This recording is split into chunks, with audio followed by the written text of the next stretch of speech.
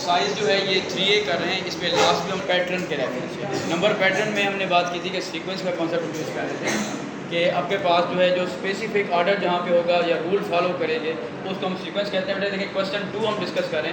Consider the sequence, एक आपको sequence दिया हुआ है 3, 6, 9, 12, 15 up to so on. First part में है you have to find the next 2 terms of this sequence. The second part है जी nth सीक्वेंस, आपका nth टर्म आपने निकालनी है आप दिस सीक्वेंस, ठीक है जी। और जो थर्ड आपके पास है फाइंड 105th टर्म। अब इसमें देखिएगा कैसे लिखेंगे, ये लिखा हुआ है आपके पास 3, 6, 9, 12 मीन्स कि आपके पास देखिएगा ये 3 इसमें ऐड होता जा रहा है। क्या होता जा रहा है बेटा? 3 ऐड होता जा रहा है।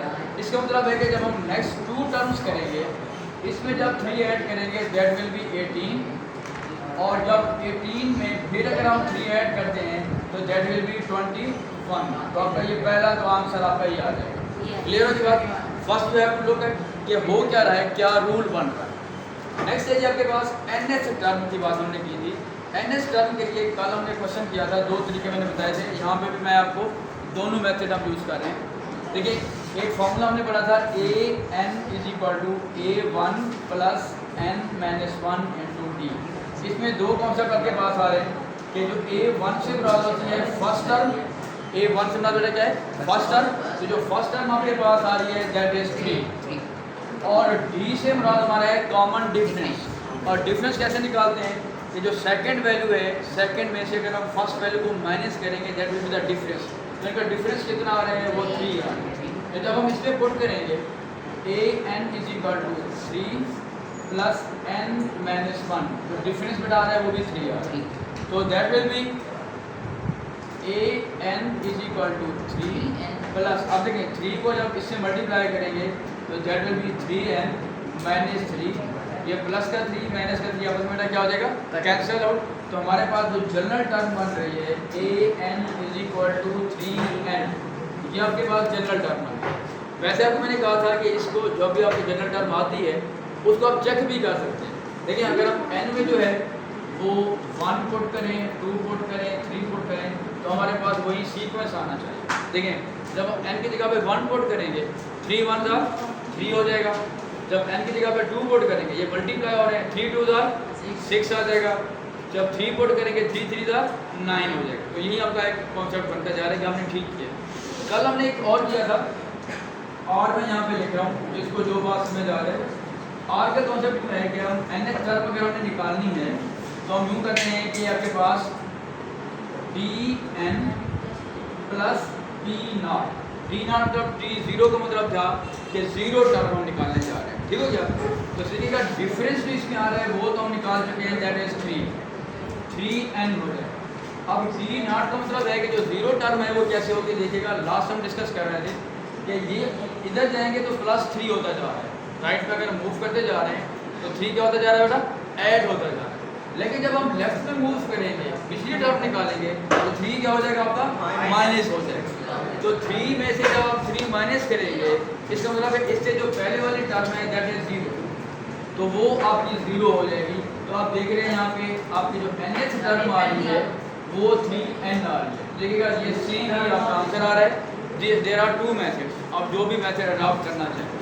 अब आ जाए बेटा लास्ट इसमें इस क्वेश्चन के लास्ट पार्ट में you have to find the 105th term.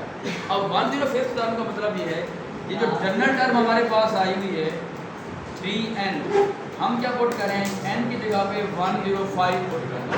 यानी कि जब हमारे पास ये फार्मूला आ रहा है इस फार्मूले को यूज़ करके हम कोई भी टर्म यहाँ पे फाइंड आउट कर सकते हैं। अब 105 की जब बात करेंगे तो जहाँ पे n है वहाँ पे आप 105 पुट करते हैं तो मल्टीप्लाई 15 और 315। इसका मतलब है कि 105th टर्म जो आपके पास बन रही है वो क्या बन रही है बेटा 315।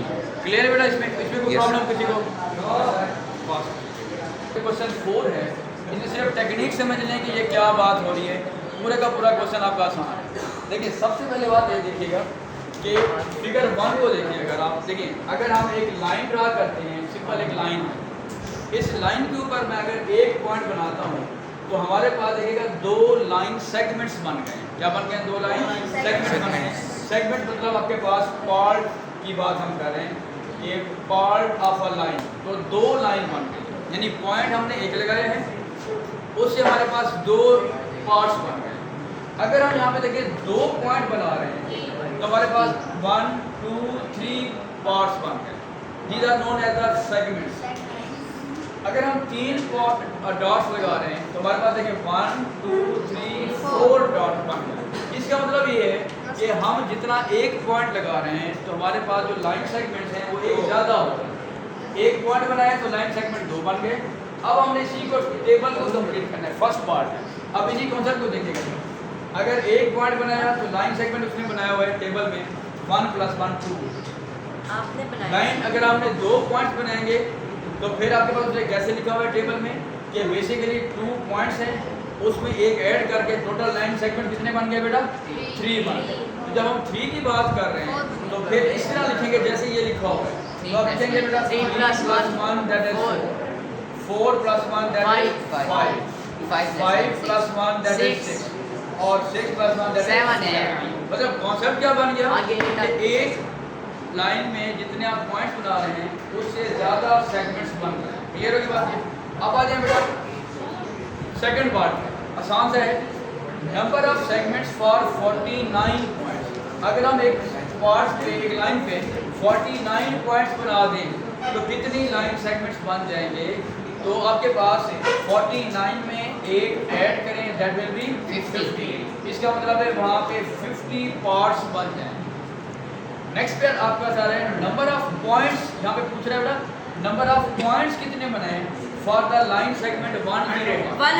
आप देखें इसका कॉन्सेप्ट क्या आ रहा है आपके पास, जितने लाइन सेगमेंट्स बन रहे हैं पॉइंट उसे कम है, पॉइंट से क्या है कम है, तो नंबर ऑफ पॉइंट्स का कॉन्सेप्ट यूँ बन जाएगा